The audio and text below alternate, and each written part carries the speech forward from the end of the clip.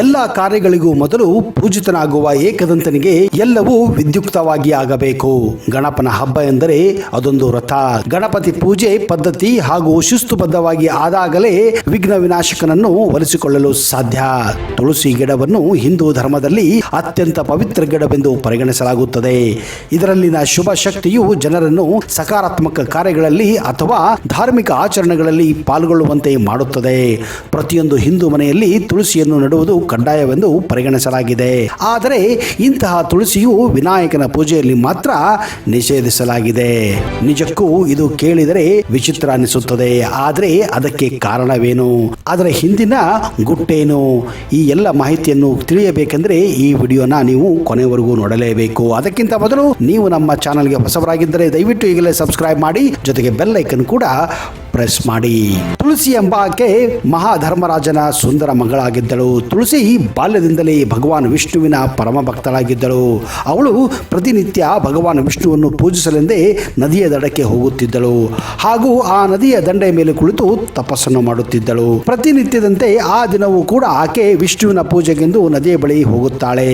ಆಗ ಅವಳಿಗೆ ಒಬ್ಬ ಓರ್ವ ಸುರದ್ರೂಪಿ ಯುವಕರನ್ನು ನೋಡುತ್ತಾಳೆ. ತುಳಸಿಯು ನೋಡಿದ ಆ ಸುಂದರ ಯುವಕ ಹಳದಿ ಬಣ್ಣದ ಬಟ್ಟೆಯನ್ನು ಧರಿಸಿದ್ದನು. ಆತನ ದೇಹವು ಶುದ್ಧ ಶ್ರೀಗಂಧದ ಮತ್ತು ನೈಸರ್ಗಿಕ ದ್ರವ್ಯದ ಸುವಾಸನೆಯಿಂದ ತುಂಬಿತ್ತು.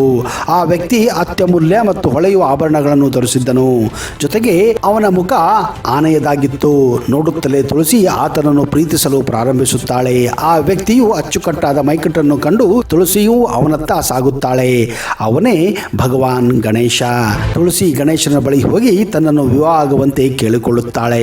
ತುಳಸಿಯನ್ನು ವಿವಾಹವಾಗಲು ಗಣೇಶ ಸಭ್ಯವಾಗಿ ಮತ್ತು ಶಾಂತವಾಗಿ ನಿರಾಕರಿಸುತ್ತಾನೆ. ನಾನು ಕೌಟುಂಬಿಕ ಜೀವನದಿಂದ ದೂರವಿರಲು ನಿರ್ಧರಿಸಿದ್ದೇನೆ. ನನ್ನ ಜೀವನವನ್ನು ನಾನು ಭಗವಂತನ ಧ್ಯಾನಕ್ಕಾಗಿ ಹಾಗೂ ತನ್ನ ಪೋಷಕರಿಗಾಗಿ ಅರ್ಪಿಸಿದ್ದೇನೆ ಎಂದು ಗಣೇಶನು ಉತ್ತರಿಸುತ್ತಾನೆ. ಮದುವೆ ಮನಸ್ಸಿನ ಶಾಂತಿಯನ್ನು ಹಾಳು ಮಾಡುತ್ತದೆ ಮತ್ತು ತನ್ನನ್ನು ತಪಸ್ಸಿನಿಂದ ದೂರ ಇಡುತ್ತದೆ ಎಂದು ಮೃದುವಾಗಿ ಸಮಾಧಾನವಾಗಿ ತುಳಸಿಗೆ ಹೇಳುತ್ತಾನೆ.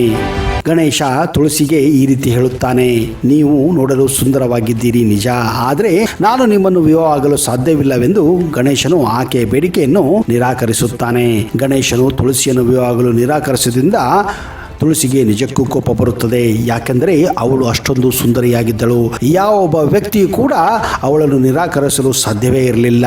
ಹೀಗೆ ಒಬ್ಬ ವ್ಯಕ್ತಿ ತನ್ನ ಸೌಂದರ್ಯವನ್ನ, ತನ್ನ ಮೈಮಾಟವನ್ನ ನೋಡಿ ನಿರಾಕರಿಸಿದ್ದರಿಂದ ಅವಳಿಗೆ ಇನ್ನೂ ಕೋಪ ಬರುತ್ತದೆ. ಆಗ ಅವಳು ಕೋಪಗೊಂಡು ನಿಮ್ಮ ಸ್ವಇಚ್ಛೆ ವಿರುದ್ಧವಾಗಿ ವಿವಾಹ ದಿನ ಬಂದೇ ಬರುತ್ತದೆ. ಶಾಶ್ವತವಾಗಿ ಕೊನೆಯವರೆಗೆ ಸಂತನಾಗಿ ಉಳಿಯುವ ನಿಮ್ಮ ಪ್ರತಿಜ್ಞೆ ಎಂದಿಗೂ ಈಡೇರದಿರಲಿ ಎಂದು ತುಳಸಿ ಗಣೇಶನನ್ನು ಶಪಿಸುತ್ತಾಳೆ. ಇದು ಗಣೇಶನ ಕೋಪಕ್ಕೆ ಕಾರಣವಾಗುತ್ತದೆ. ಕೋಪದಿಂದ ಗಣೇಶನು, ನೀವು ವಿನಾಕಾರಣ ಒಬ್ಬ ವ್ಯಕ್ತಿಯನ್ನು ಶಪಿಸುವುದಕ್ಕೆ ತಕ್ಕ ಪಾಠ ಕಲಿಯುತ್ತೀರಿ. ಸುಂದರಿಯಾದ ನೀವು ರಾಕ್ಷಸನನ್ನು ವಿವಾಹವಂತಾಗಲಿ ಹಾಗೂ ಸಂತನ ಶಾಪದಿಂದ ನೀವು ಶಾಶ್ವತವಾಗಿ ಒಂದು ಗಿಡ ಆಗಲಿ ಎಂದು ತುಳಸಿಯನ್ನು ಶಪಿಸಿಬಿಡುತ್ತಾನೆ. ಗಣೇಶನ ಶಾಪವನ್ನು ಕೇಳಿದ ತುಳಸಿ ತಕ್ಷಣವೇ ತನ್ನ ತಪ್ಪನ್ನು ಅರಿತುಕೊಂಡು ಗಣೇಶನ ಬಳಿ ತಪ್ಪಿಗೆ ಕ್ಷಮೆಯನ್ನು ಕೇಳುತ್ತಾಳೆ. ತಾನು ಮಾಡಿದ ದೊಡ್ಡ ತಪ್ಪಿಗೆ ತನ್ನನ್ನು ಕ್ಷಮಿಸುವಂತೆ ಹಾಗೂ ತನ್ನ ಶಾಪವನ್ನು ವಾಪಸ್ಸು ತೆಗೆದುಕೊಳ್ಳುವಂತೆ ಗಣೇಶನನ್ನು ಬೇಡಿಕೊಳ್ಳುತ್ತಾಳೆ.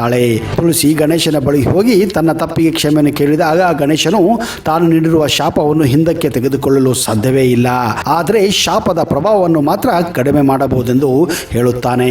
ತುಳಸಿ ಕೂಡ ಅದಕ್ಕೆ ಒಪ್ಪಿಕೊಳ್ಳುತ್ತಾಳೆ. ಗಣೇಶನು ತುಳಸಿಯನ್ನು ಕುರಿತು, ನಿಮ್ಮನ್ನು ಮುಂದಿನ ತಲೆಮಾರುಗಳಿಂದ ಶುಭ ಸಸ್ಯವೆಂದು ಪೂಜಿಸುವಂತಾಗಲಿ ಎಂದು ಶುಭ ಹಾರೈಸುತ್ತಾನೆ.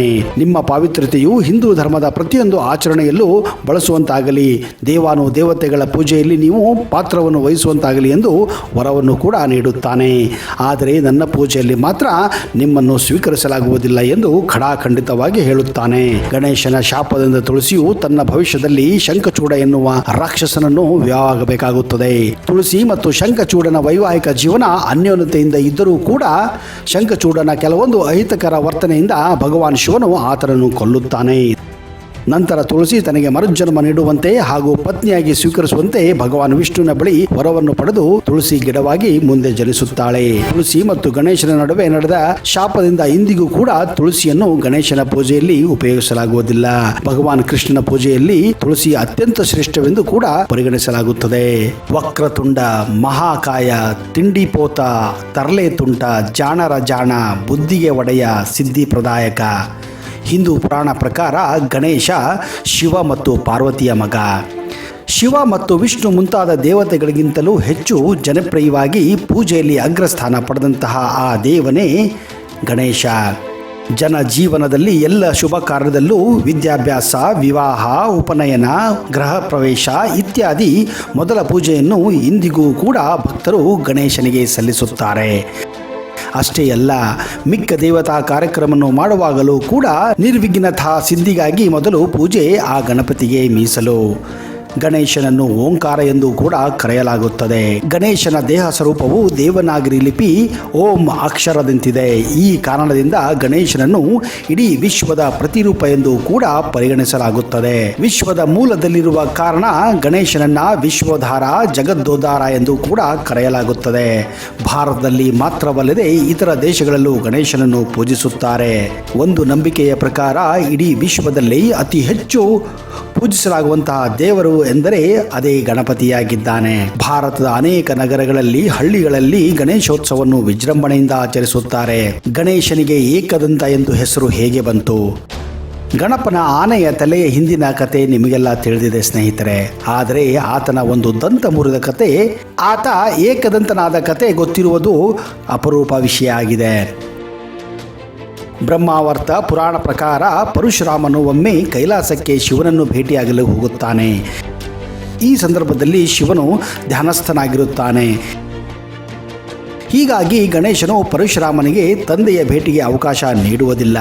ಇದರಿಂದ ಸಿಟ್ಟಿಗೆದ್ದ ಪರಶುರಾಮನು ಶಿವನ ವರಪ್ರಸಾದವಾದ ತನ್ನ ಕೊಡಲಿಯಿಂದ ಗಣೇಶನ ಮೇಲೆ ದಾಳಿ ಮಾಡುತ್ತಾನೆ. ತಂದೆಯ ವರವಾದ ಕೊಡಲಿಯಾಗಿದ್ದರಿಂದ ಗೌರವ ಕೊಡುವ ಸಲುವಾಗಿ ಗಣೇಶನು ಏಟಿಗೆ ತನ್ನ ದಂತವನ್ನು ಅಡ್ಡಿಪಡಿಸುತ್ತಾನೆ. ಇದರಿಂದ ಆತನ ಒಂದು ದಂತವು ಮುರಿದು ಹೋಗುತ್ತದೆ. ಇದೇ ಕಾರಣ ಒಂದೇ ದಂತ ಇರುವಂತಹ ಗಣೇಶನನ್ನ ಏಕದಂತ, ಏಕ್ ಅಂದರೆ ಒಂದೆಂದರ್ಥ. ಇದೇ ಕಾರಣ ಗಣೇಶನನ್ನ ಏಕದಂತ ಎಂದು ಕೂಡ ಸಂಬೋಧಿಸಲಾಗುತ್ತದೆ.